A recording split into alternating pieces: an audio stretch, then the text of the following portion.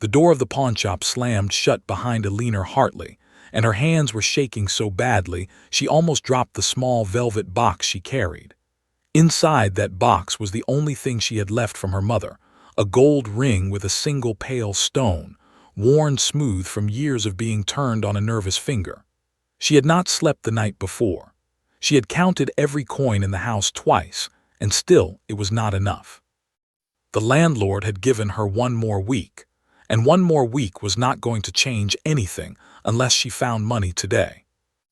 Alina stepped up to the counter where an old man named Mr. Whitfield stood cleaning his glasses. He looked at her tired face and then at the box in her hands, and something in his expression softened, though he said nothing about it. She placed the ring on the counter before she could change her mind. Her fingers lingered on it for 1 more second, as if saying goodbye to a piece of her own past.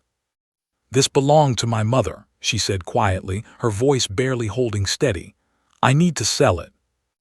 Mr. Whitfield turned the ring over in his fingers, studying the small stone under the lamp light. He offered her a price, and though it was far less than what the ring meant to her, it was enough to keep her daughter fed for another month, enough to buy time she desperately needed. Alina nodded, unable to speak, and watched as the ring disappeared into a small drawer behind the counter. It felt like watching a part of herself locked away, out of reach, maybe forever. She walked out into the cold afternoon with coins in her pocket and an ache in her chest that no amount of money could fix. Her daughter, Lily, was waiting at home, too young to understand why her mother's eyes were red, only old enough to notice that something precious was missing from her mother's hand. Alina forced a smile and told her everything was going to be fine, though she was not sure she believed it herself. That night, as she counted the coins again under a single candle, she thought about her husband, gone 2 years now, and the business that had crumbled after his death, taking almost everything with it. She thought about the ring sitting in a drawer in a shop she might never enter again. She promised herself she would find a way to buy it back one day, even though she had no idea how such a promise could ever come true. For now, survival came first, and dreams of a golden ring would have to wait for a future she could not yet see. Outside, the streets were already dusted with the season's first frost, a quiet reminder that winter was only beginning, and there was still a very long road ahead before spring could bring anything close to relief. A tall man in a plain gray coat had entered the shop only minutes after Alina left, though she never noticed him standing near the door as she walked out. He had not come dressed as a duke that day, and no one in the shop recognized him as one. He simply looked like any other gentleman passing through the narrow streets, seeking nothing in particular, until his eyes landed on the small velvet box that Mr. Whitfield was placing into the drawer. "That woman," the man said, his voice low and thoughtful. "She seemed to be leaving behind more than jewelry."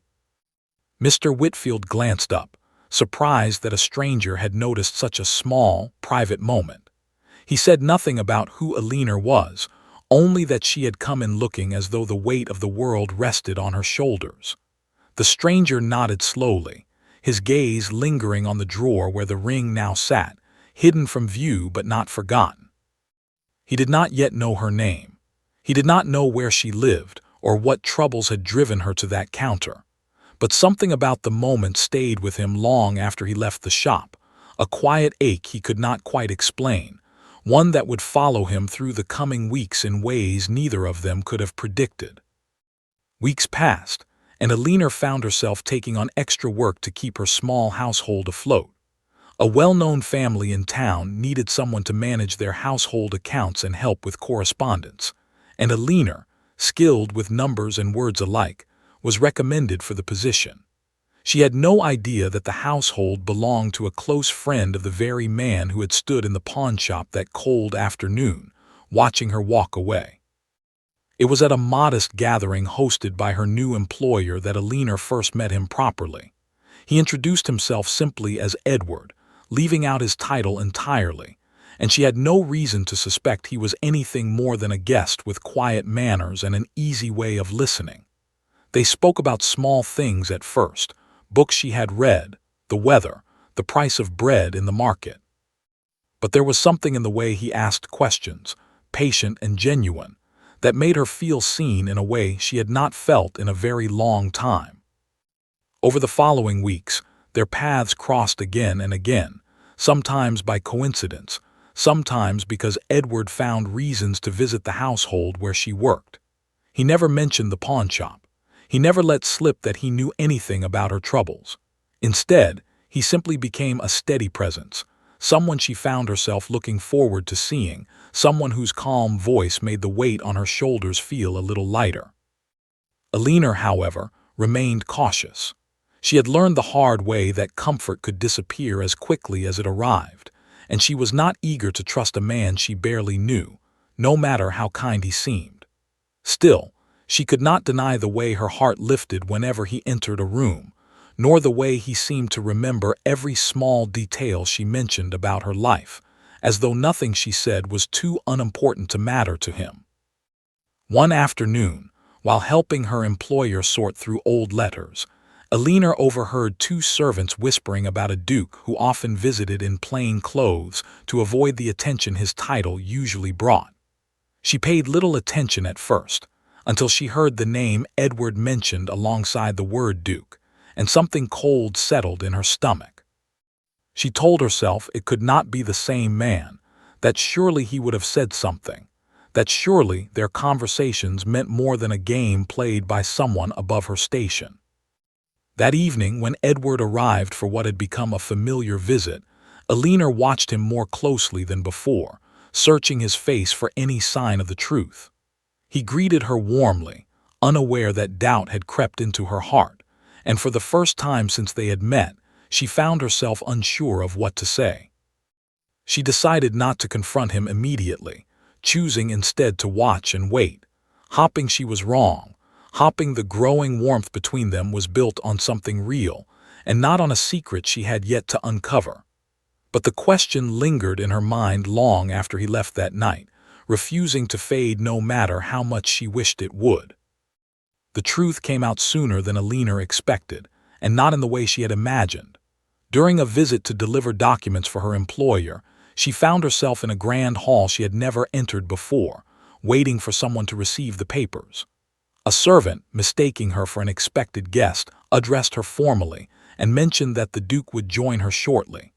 Alina froze, the papers trembling slightly in her hands, as the truth settled over her like a sudden weight.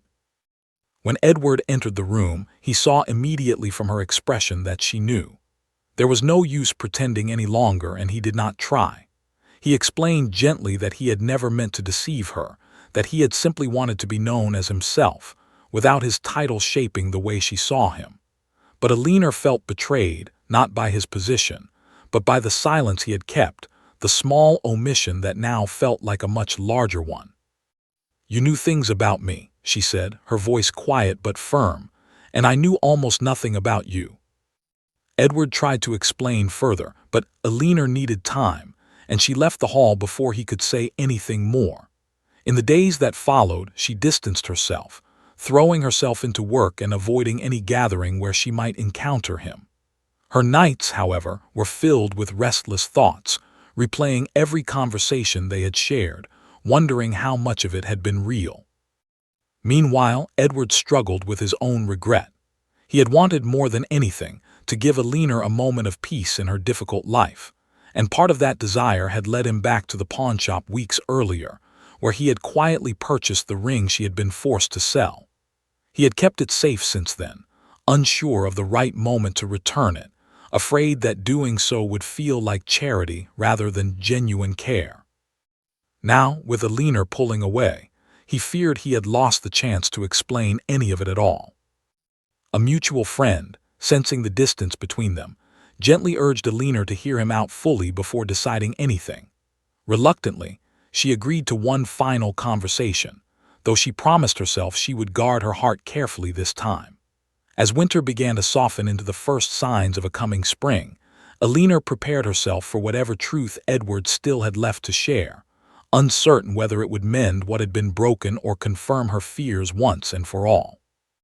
Alina arrived at the quiet garden where Edward had asked to meet her, the last patches of snow melting slowly beneath the early spring sun.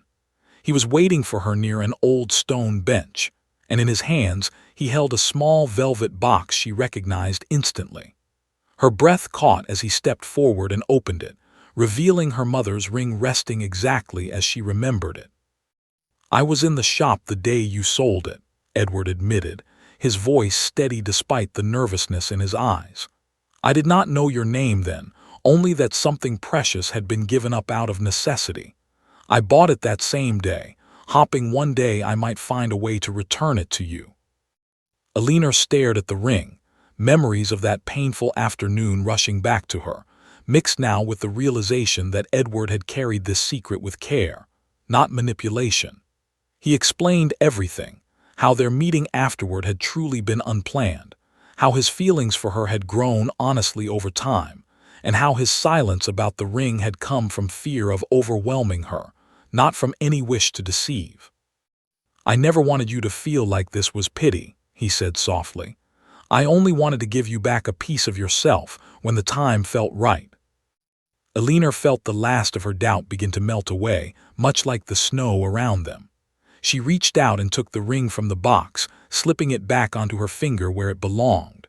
The weight of it felt different now, no longer a symbol of loss but of something that had come full circle. She looked up at Edward, and for the first time since learning the truth, she smiled without hesitation. They spent the rest of that afternoon walking through the garden, talking openly in a way they never had before, free of secrets or unspoken fears. Edward told her about his own losses, the loneliness that came with his title, and how meeting her had reminded him what it felt like to be valued simply for who he was, not what he could offer. Alina, in turn, shared parts of her past she had kept hidden, finding comfort in a listener who no longer felt like a stranger. By the time spring fully arrived, Alina's life had changed in ways she could never have predicted the day she walked into that pawn shop. She still wore her mother's ring every day, a reminder of hardship survived, but now it sat beside a second ring, one given freely without conditions, by a man who had chosen to know her heart before revealing his name. Together, they built a life rooted not in rescue, but in genuine partnership, proof that even the coldest winters could give way to something warm and lasting.